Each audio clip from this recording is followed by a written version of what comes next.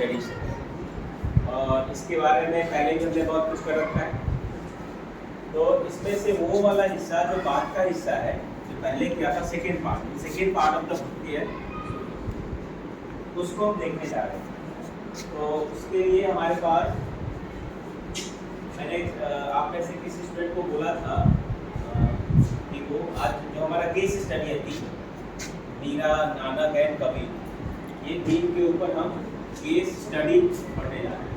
मतलब कि पहले जो भक्ति और सूफी में हमने देखा, जो हमने फीचर्स देखे, राइट, अब उसी का एक एग्जाम्पल हम यहाँ देखने जा रहे हैं। उसके पहले एक डिस्कोर्स है, north India versus south India. उस डिस्कोर्स को देखें, फिर हम एग्जाम्पल पे आएंगे। फिर मैं कृष्णा को और किसको दिया था, हर्ष, कृष्णा एंड आपका श्रेष्ठा, इनको भी दिया था कि वो यहाँ पे कुछ प्रेजेंटेशन जैसा 2-4-5 मिनट का हमारे से लेके आए। डिस्कोर्स क्या है? डिस्कोर्स देखने के लिए आप इस चैप्टर के पार्ट में आना। अगर इसके आगे जाओ,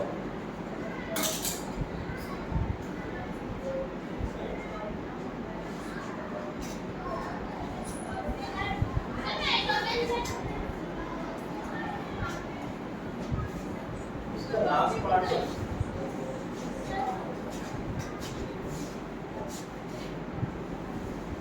ये वाला। इस बारे में क्या कहा गया था?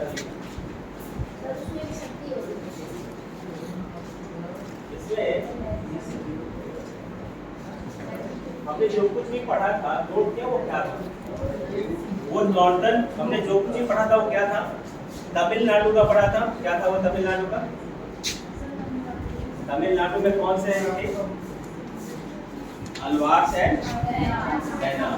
फिर हम आगे बढ़ के कर्नाटका में गए, वहाँ क्या मिला हमें? वीर शैव ट्रेडिशन, यही मिले ना? यही मिला। तो आपके दिमाग में आया कि ये सारा साउथ इंडिया में कुछ हो रहा है, नॉर्थ इंडिया में क्या हो रहा है? अगर कुछ इस तरह की चीजें हो रही है, जिसको हमने नाम दिया था भक्ति एंड सूफी ट्रेडिशन, और कई बार हिस्टोरियन ने इसको नाम दिया है मूवमेंट, आंदोलन। और ये आंदोलन ज्यादातर क्या था? रिलीजियस माइंडसेट का था, जहाँ पे कास्ट सिस्टम के बैरियर को कमजोर किया गया, genders, boy girl, male female को लेकर जो डिस्क्रिमिनेशन था उसको भी तोड़ा गया। बहुत सारे लोग निकल के आए। अलवार सन, कौन से सन? फीमेल। नैनार सन, कौन से? फीमेल। और कुछ जो वीर शैव थे वो तो और भी ज्यादा रेवोल्यूशनरी आइडिया को लेके आए। यही था ना? आपके दिमाग में क्वेश्चन उठना चाहिए, what is about the north India? North India में तब क्या हो रहा है? इससे पहले हमारे पास दिमाग में आना चाहिए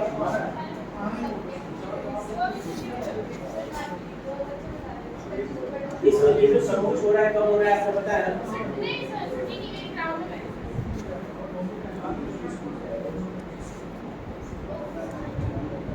ये सब कुछ कब से हो रहा है? माइंड किया आपने?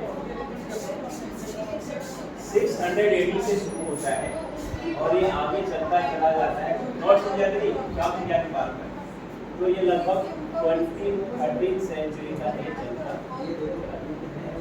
ये वो टाइम था 6th सेंचुरी से शुरू होके अलवार और नैनार का जो टाइम था।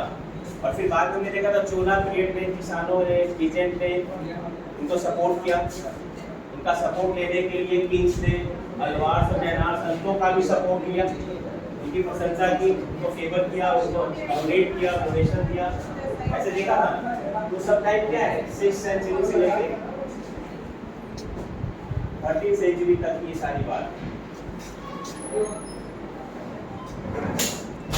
यही पे हमारा क्वेश्चन है कि इस समय में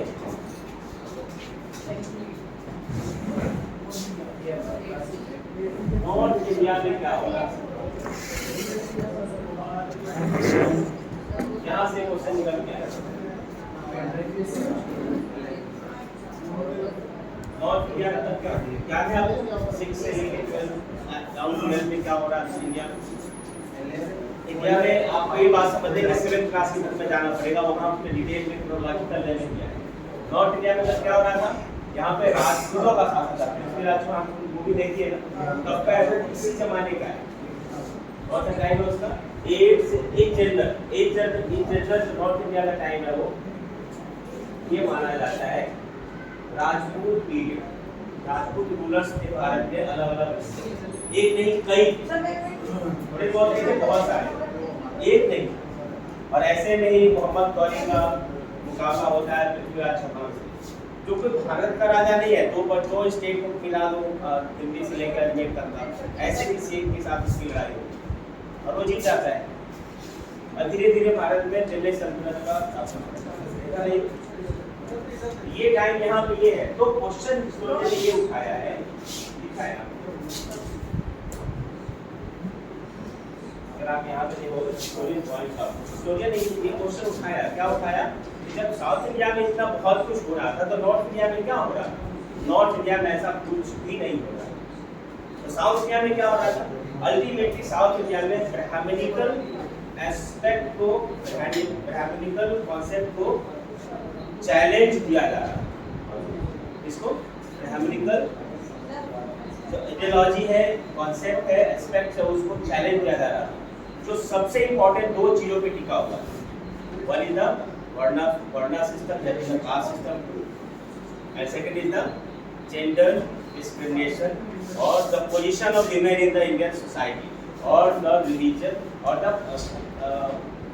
position of women in the religious environment, religious जो एक माइंडसेट है उसमें औरतों का क्या स्थान है, क्या जगह, कितना आज़ादी है, कितना नहीं, क्या रोल फाइन किया गया है, क्या नहीं किया गया, उसमें सब कुछ आ जाएगा। जो चाइल्ड मैरिज भी है, फिर सती भी है, फिर वीडियो मैरिज और नॉट और री मैरिज, ये सब अभी आया नहीं, बट वो सारे इश्यू है। तो ब्राह्मणिकल कॉन्सेप्ट को चैलेंज किया गया, कहाँ? साउथ इंडिया में। इसका मतलब ब्राह्मण कमजोर थे क्या वहाँ पे? आई नो, अगर कोई मेरे सिस्टम को चैलेंज कर रहा है तो ऑब्वियस बात है कि उसको कभी मेरे अंदर आ गई होगी। अरे बात समझिए। सेकंड, जब नॉर्थ इंडिया में जाते हैं ना तो हमें ऐसा मिलता है, नॉर्थ इंडिया में कास्ट सिस्टम का ग्राफ रहता है,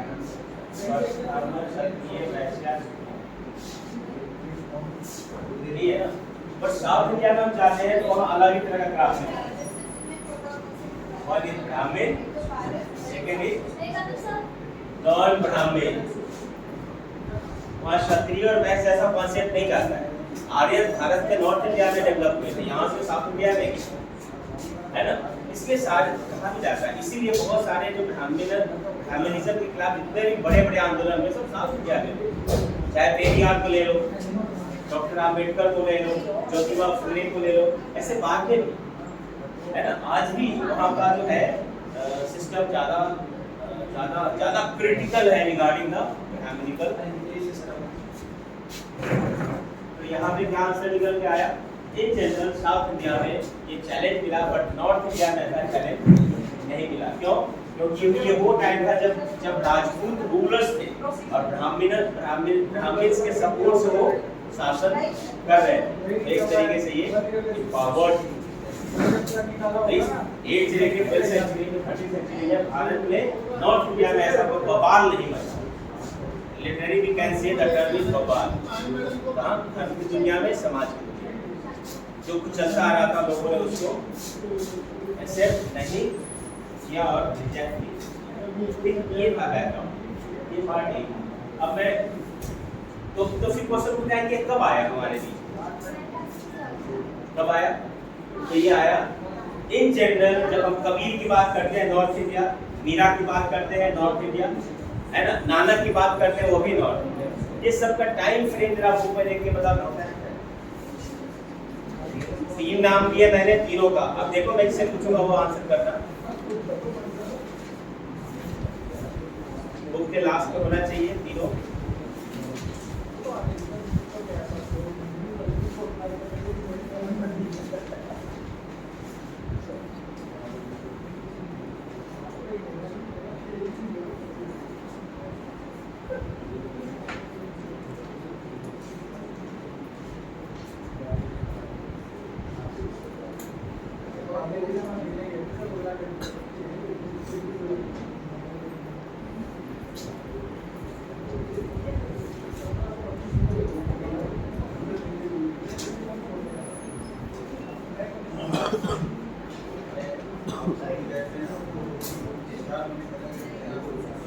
बताओ श्रेष्ठा बताओ, कबीर का टाइम बताओ। तो हाँ 14 to 15 सेंचुरी कबीर है ना। तो बताओ नानक का बताओ।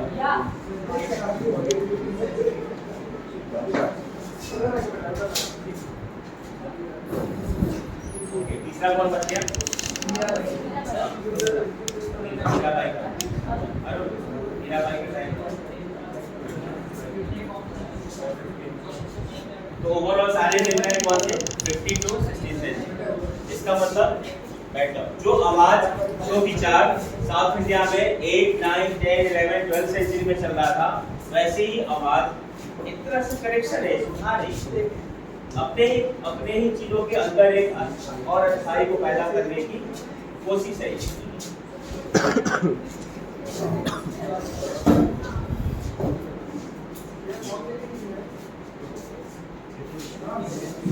ठीक है, अब आते हैं नेक्स्ट पॉइंट पे, यहाँ पे आपको अभी मीरा के बारे में आप बताएंगे। आगे मीरा के बारे में इनका प्रेजेंटेशन है, इनको सुनते हैं।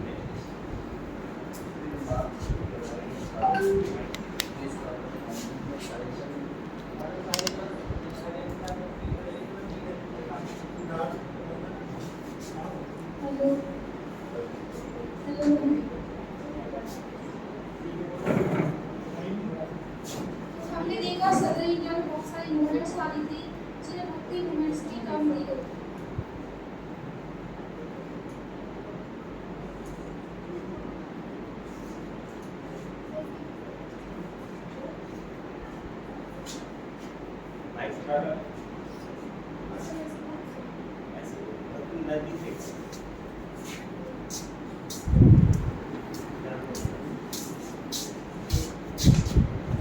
पे पीछे हटिएगा, पीछे चल जा, और जा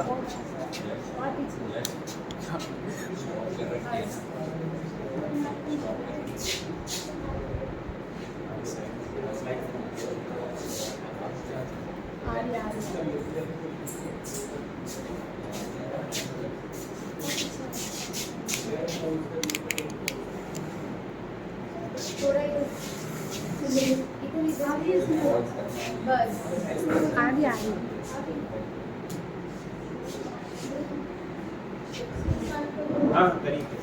तो हमने देखा सदर्न इंडिया में बहुत सारी मूवमेंट्स आ रही थी, जिन्हें भक्ति मूवमेंट की टर्म दी गई थी।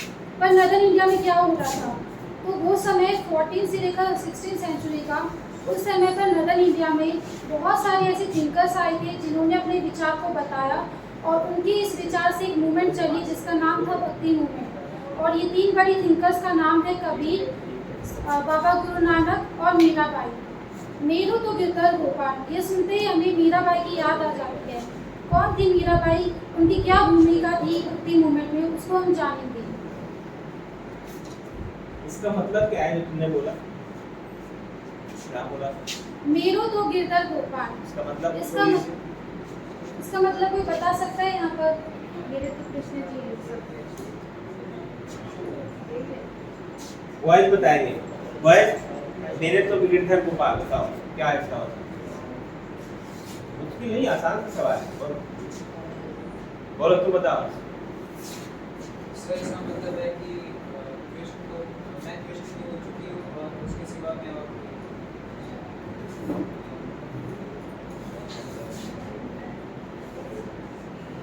बोलो। ठीक है, हाँ सही है। ठीक है। मीराबाई का समय रहा था 15 से लेकर 16 सेंचुरी तक। मीराबाई उस समय की एक बेस्ट वुमेन सेंट थी, जिन्होंने इस मूवमेंट को आगे ले जाने में बहुत बड़ी भूमिका निभाई थी। मीरा के ऊपर बहुत सारे भजन लिखे गए हैं, साथ में उन्होंने भी काफ़ी सारे भजन लिखे हैं, जिनको पढ़कर, जिनको सुनकर हमने उनकी बायोग्राफी को जानने की कोशिश की है। उनकी बायोग्राफी से यह पता चलता है कि मेवाड़ में मेवात नाम का किंगडम था, जहाँ पर वो एक राजपूत प्रिंसेस थी, और उनकी शादी मारवाड़ के सिसोदिया क्लैन के प्रिंस के साथ हुई थी, जिनका नाम था राजा भोजराज। पर शुरू से ही मीरा जो थी कृष्ण के प्रेम में दीवानी हो चुकी थी, उन्हें और कुछ दिखाई नहीं देता था।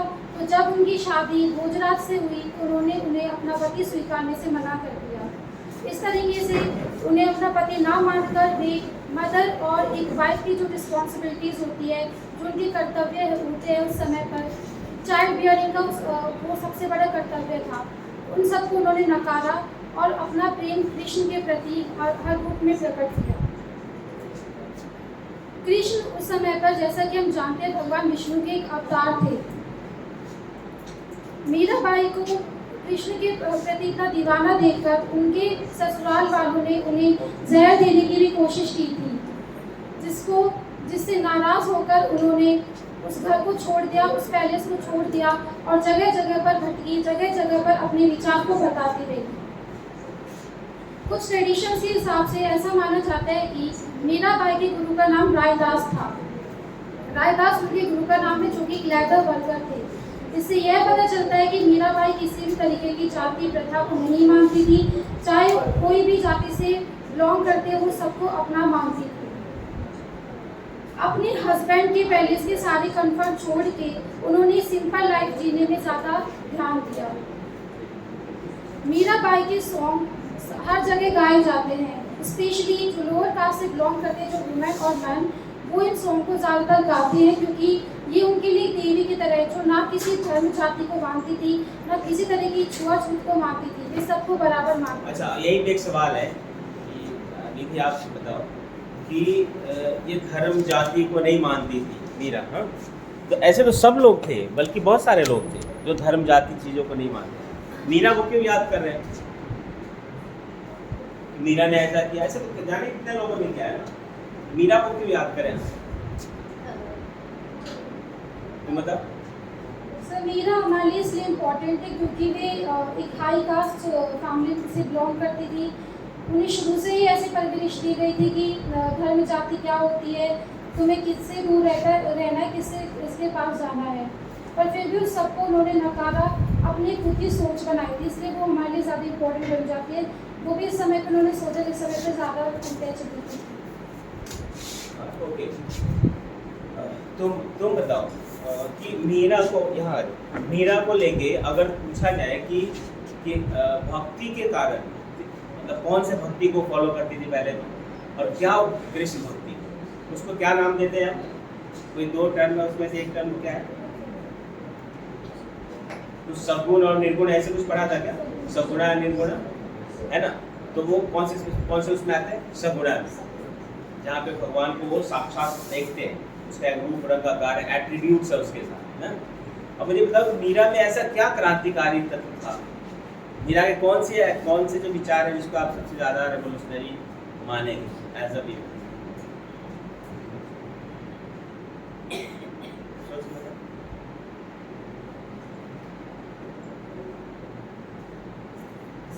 श्रेष्ठा, तुम बताओ।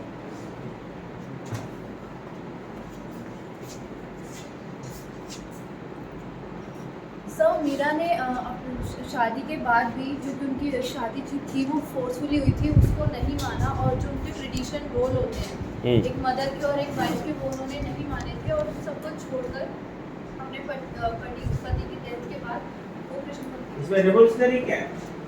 सर, अपने रोल्स को ना मानना है। कौन से रोल्स? सर, जो ट्रेडिशनल रोल्स होते हैं वाइफ और मदर, ट्रेडिशनल रोल होते हैं वाइफ और मदर के। इसके लिए कौन सा वर्ड इस्तेमाल करते हैं हम समझने के लिए? कौन से वर्ड है जो सबको कवर करता है? ऐसा कोई वर्ड पढ़ा था? पैट्रियार्की, पैट्रियार्की सोसाइटी पढ़ा था? पितृ सत्ता समाज, पैट्रियार्की सोसाइटी। आज भी है क्या वो हमारे बीच में? आज नहीं है, इसके हिसाब से नहीं है। और किसी को लगता है ऐसा आज हमारे बीच में पैट्रियार्की सोसाइटी है?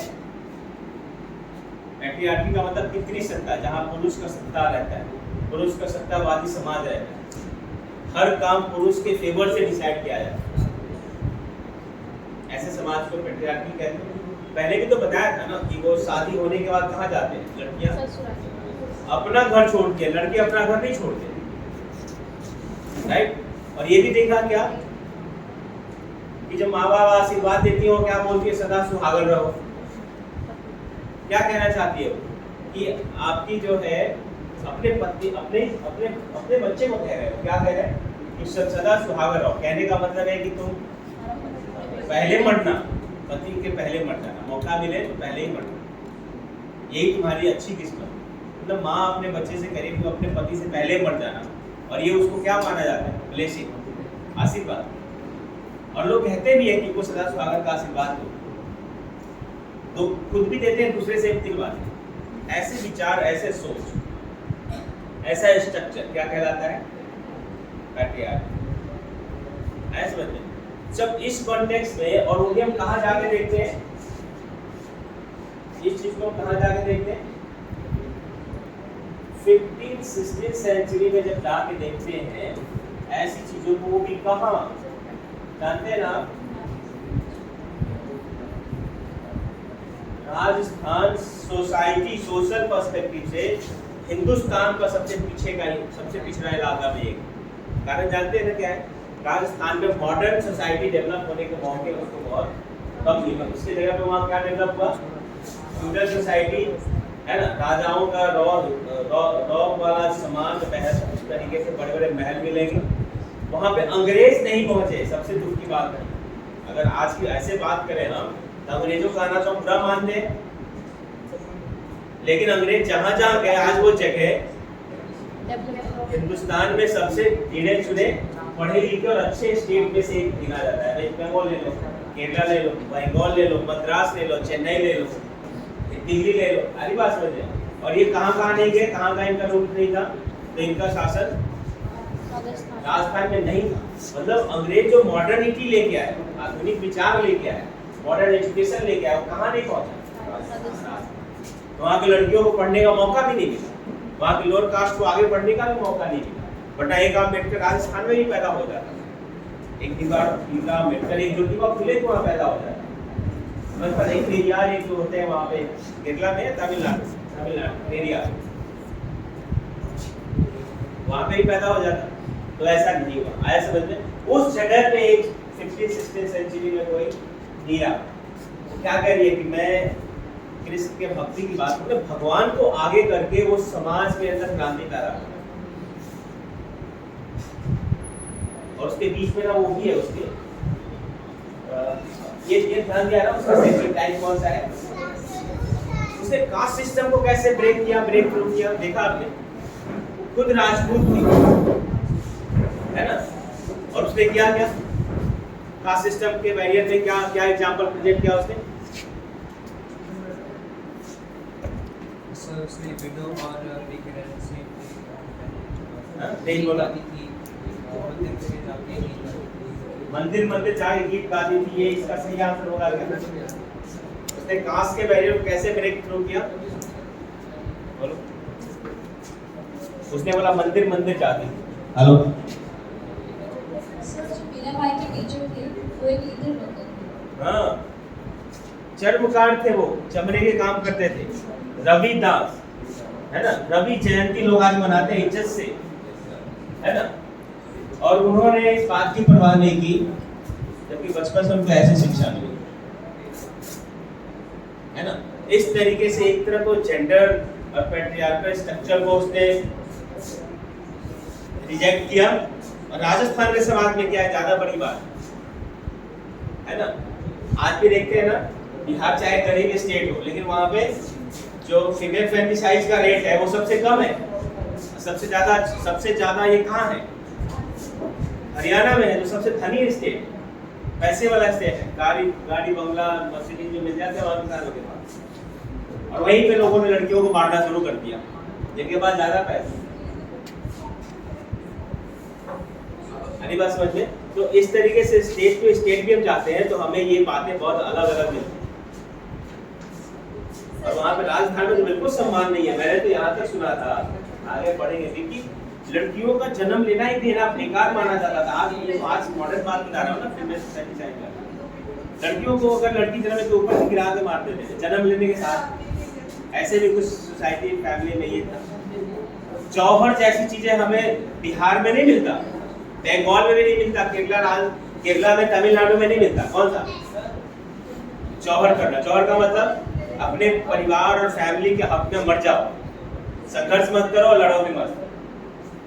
वरना 500 से 1000 औरतें मिल के मुकाबला तो कर ही सकती है ना, पर नहीं, करना नहीं। आप मुकाबला करने की ताकत नहीं आपके अंदर ना, ये उनके दिमाग में खराब। उसकी जगह आप क्या कर सकते हैं? उनके अपने पति के, अपने फैमिली के, अपने घर वालों के, इवन मम्मी पापा के घर वाले, मायके ससुराल, दोनों के सम्मान में एक बड़ा नाम दे सकते हैं कि आई मिस एक्स ने क्या किया, अपने आप को आग में कूद के जौहर किया और मैंने अपने परिवार और समाज खानदान की इज्जत बचाई। They are supposed to do that, और उन्होंने किया है। हमारी फिल्मों में आजकल दिखाया भी जा रहा है। पृथ्वीराज चौहान देख लो, या एक और थी पद्मावत देख लो, ये सब इसी समय की बात है। ये सारी बातें जो हम कर रहे हैं वो इसी समय की बात है।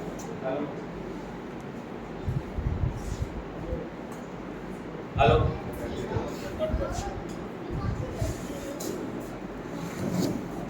हेलो आया समझ में आपको? कहने का मेरा कहने का मतलब है कि हम मीरा को अगर ऐसे 2 लाइन में नाप लिया ना तो हम दुनिया की सबसे बड़ी भूल करेंगे। पर मीरा को उस जमाने में लेके गए। कौन सा जमाना? 50-60 सेंचुरी। कंपेयर किया इसको साउथ इंडिया के जमाने से, जो अलवार, नैनार और वीर साहब थे, राइट। और फिर जब इसको देखा तो पता चला कि ये तो कमाल की बात कर गई। कमाल का मतलब एक उस जमाने के जो बात कर गई वो अपने, और उसने हर काम को भगवान कृष्ण के नाम पे किया। आई डोंट नो जो कितना प्रेम करती थी वही जाने, पर मुझे इतना बताया कि उसका नाम आगे करके उसने सारे समाज के चर्चा से बोला, उसने क्या कहते हैं, मतलब खत्म कर दिया। एक उसी बुक में क्या है ना, क्या दिया है कि अगर तुम्हारे नाराज होने की परवाह मैं क्यों करूं? अपने राणा साहब, राणा मतलब उनके मालिक मतलब उनके हस्बैंड हो या फैमिली हेड हो, राणा साहब तुम्हारे नाराज होने से क्या फर्क पड़ेगा? अगर हरी नाराज हो गए तो क्या होगा? कंपेयर करो, देखो अपोन इसको कोई काट सकता है क्या? तुम्हारे नाराज होने से गांव को नुकसान हो जाएगा, पर अगर हरी नाराज हो गया तो कौन? पूरा जहान। अरे बात समझ में? तो किस तरीके से उस जमाने के समाज को भगवान का नाम का इस्तेमाल करके उसने मुकाबला किया, और इस तरीके से वो एक आंदोलनकारी, एक क्रांतिकारी भूमिका में दिखाई कि आज भी लोग भगवान राम का नाम का इस्तेमाल करते हैं, लेकिन अलग तरीके का करते हैं, है ना। राजनीतिक पार्टियां करती हैं, बड़े बड़े लीडर्स करते हैं, लेकिन उस जो राम जिस तरीके से कृष्ण का इस्तेमाल, भगवान का इस्तेमाल मीरा ने किया, वो अपने आप में ऐसा था सैल्यूट करने के लायक, है ना। अब तुम जरा आइडेंटिफाई करके देखो कि क्या है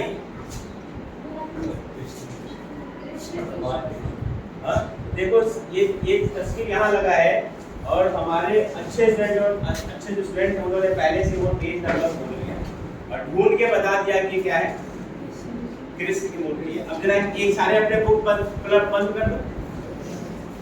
कर दो, तो दिमाग से भी तो बात होनी चाहिए ना। कर दिया बंद? अच्छा, तो मुझे लग रहा है कि हमारे पास दिमाग में कुछ चल रहा है बताने लायक है। आसिफ खड़े हो जाओ। ये कृष्ण है, आपने कैसे पहचाना?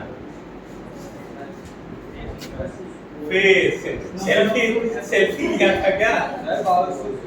बांसुरी, सही आंसर दिया। यही एट्रीब्यूट्स होते हैं, पढ़ा था ना निर्गुणा सगुणा में। एट्रीब्यूट के कारण उसने खड़े हो जाओ। एट्रीब्यूट के कारण कपिल ने पहचान लिया कि वो कौन है, कृष्ण है, और कोई तरीका नहीं पहचानने का। दूसरा, अगर आप देखोगे तो पैर भी नीचे का हिस्सा ऐसे है क्या, ये वाला हिस्सा पैर भी बता रहा है कि कृष्ण का बांसुरी बजाने का कौन करता है, किधर है, मुझे भी दिख रहा है ऐसे वाला है। मैं अकेले क्यों करूं, तुम लोग भी खड़े हो, अपने चेहरे थोड़ा सा बाहर आओ। इस वाला ये वाला मोड़ करके सब सारे खड़े हो गए। और कब बाहर निकलो अभी आप अरे कहना पड़ता है क्या? एक बार उसको करके देखते हैं तो उसने क्या हुआ है, जाओ करके दिखाओ। सारे पेज के अंदर घुसने का तो कौन देखेगा? नहीं, जहाँ वहीं पे बाहर से देखो ना, मैं अंदर छुप के तो खड़े हो, यहाँ पे खड़े हो करो, जाओ सारे कर दो, मैं तो करके दिखा सकता हूँ। मुझे देखने का किसका क्वेश्चन सही है। तुम भी जाए, श्रेष्ठा कहाँ है? तुम किसका इंतजार कर रहे हो? हाँ? कृष्ण सामने खड़ा है। हाँ। रुको, तुम भी जाओ भाई, तुम भी जा।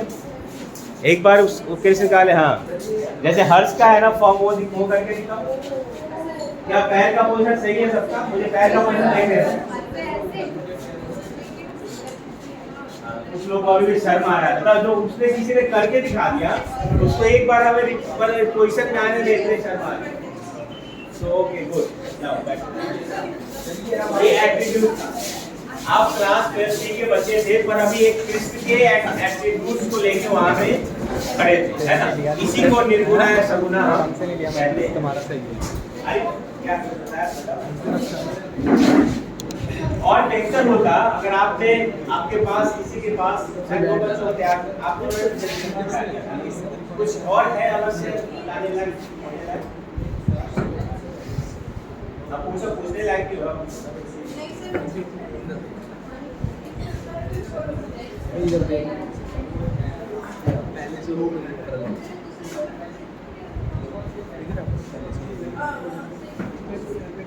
अच्छा, सबकी किताबें बंद है ना? बंद ही रखना, खोलना मत। बंद रखो, बंद है ना? ओके, ये बता दो क्या है? हाथ ऊपर करना।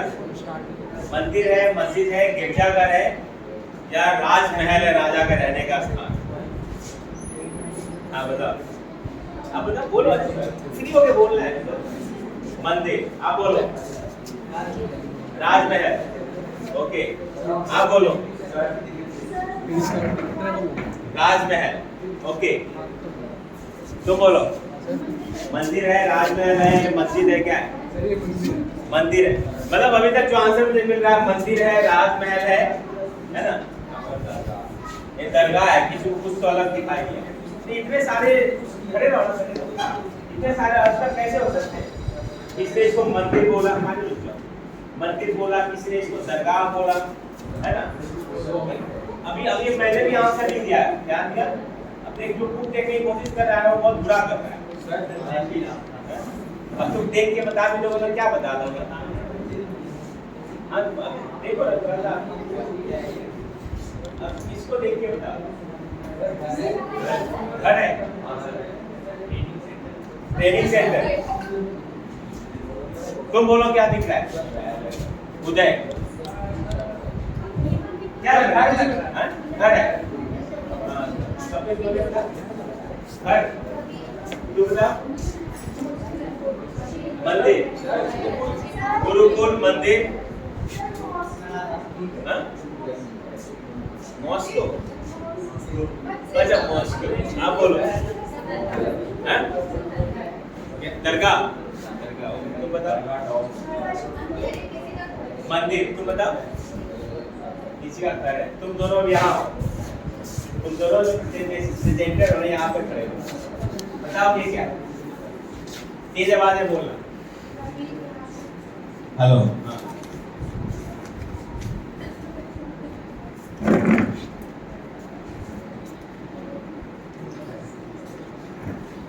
कोई कृष्ण भगवान नहीं आने वाले इस बार। यहाँ तो अपना दिमाग लगाना पड़ेगा। अब मैं क्यों बताऊं? अब एक बार अपने बुक देख लो। और जिसको लगता है उसने आंसर सही दिया वो यहाँ आ जाना, बाकी इसको लग रहा है सही आंसर नहीं दिया है तो तुम वहीं पे बैठ जाना। मेरे साथ खड़े होने वाला इस क्लास में एक स्टूडेंट को मिलाओ जो हाथ करने वाला था। दो बच्चे मेरे साथ खड़े रहेंगे। अरे इतना दूर नहीं, मैं यहाँ पे हूँ, देखो मेरे साथ अंदर चलने बर्दाश्त नहीं होगा। मीरा और भगवान दोनों के साथ अब वो छोड़ो। तूने मस्त बोला था ना, तूने मस्त बोला था, ठीक है। और बाकी आप लोगों ने जो गलत बोला था आराम से इज्जत के साथ बैठ जाओ, इसमें कुछ गलत नहीं है। सुनो अब देखते हैं, जिन्होंने गलत बोला था उसके लिए इनाम है। उसके लिए इनाम ये है कि वो अब इस बात से अपने अंदर इंट्रोस्पेक्ट कर सकते हैं कि हमें जो चीज दिख रही है वो क्यों नहीं है जो मैं सोच रहा था। जैसे मान लो कि मैं यहाँ पे मैं दिख रहा हूँ मैं हूँ और पता चले मैं नहीं हूँ, तो ये एक बड़ी बात हो गई ना। इसका ये मतलब हुआ कि ये हमारे दिमाग में इसको बोलते हैं स्टेरियोटाइप। क्या बोलते हैं? स्टेरियोटाइप। कोई बात हमारे दिमाग में ऐसे फिट हो गया है बचपन से कि हम उससे अलग किसी को नहीं देखते। पीके मूवी देखी थी कभी? ये लो इसकी मूछें हटा दिया तो सलमान बन गया है, पग लगा दिया सरदार बन गया, सारा हटा दिया पंडित बन गया। ध्यान दिया आपने? क्या इस तरीके से इंसानों को देखने का तरीका अच्छा है? तिलक लगा दिया तो पंडित बन गया, पग लगा लिया तो कुछ और बन गया, किसी ने कुछ और नहीं लगाया तो ये पहचान नहीं है क्या? है क्या समझ में आया? इसका मतलब हमारे दिमाग में कुछ गलत बातें बचपन से फिटेड था और वो आज हमें पता चल गया, और उससे ये पता चल गया कि अब हम जब किसी चीज को देखें, माइंड करना, लास्ट पॉइंट कह रहा हूँ, तो हम जज ना करें। जजमेंट करने की बजाय इंट्रोस्पेक्ट करें, पता करें, उसकी खबर ले, उसकी तहकीकात करें और तब जजमेंट पे आए। तो पहली नजर में आप भी परेशान क्यों हो गए? पहली नजर में मुझे भी मस्जिद नहीं लगा था, मैंने भी पहली नजर में इसको देखा था, मुझे भी मस्जिद नहीं लगा। अरे बात समझ में? तो इसका मतलब ये हुआ कि ऐसे भी मस्जिद होते हैं, इसका कनेक्शन यहाँ के ज्योग्राफी से है। अरे बात समझ में? यहाँ के ज्योग्राफी से संबंध रखता है कि किस तरह का मकान का शेप होगा। ठीक है, अगर आप बोधगया जाएंगे ना, मैं सरप्राइज था, मैं क्या था बोधगया कि वहाँ जो भगवान बुद्ध की मूर्ति लगी है ना, जापान वालों ने अपने अलग टेंपल बना रखा है, चाइना वालों ने अलग टेंपल बना रखा है।